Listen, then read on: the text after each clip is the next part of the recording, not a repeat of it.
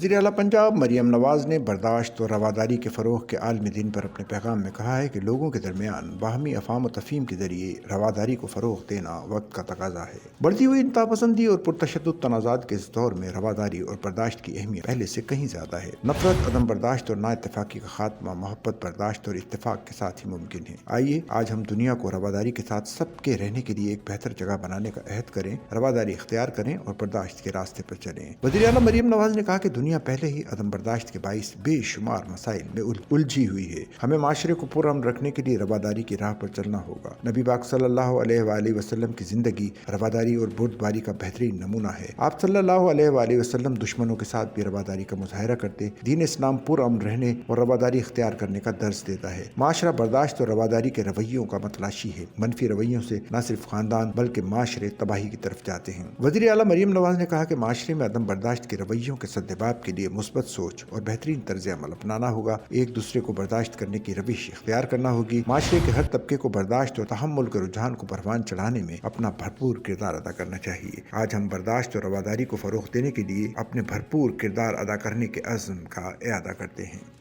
Sachal news net work کی videos میں خوش آمدید۔ ناظرین، ویڈیو سے متعلق اپنی قیمتی رائے کا اظہار کمنٹ باکس میں ضرور کریں اور چینل کو سبسکرائب کریں۔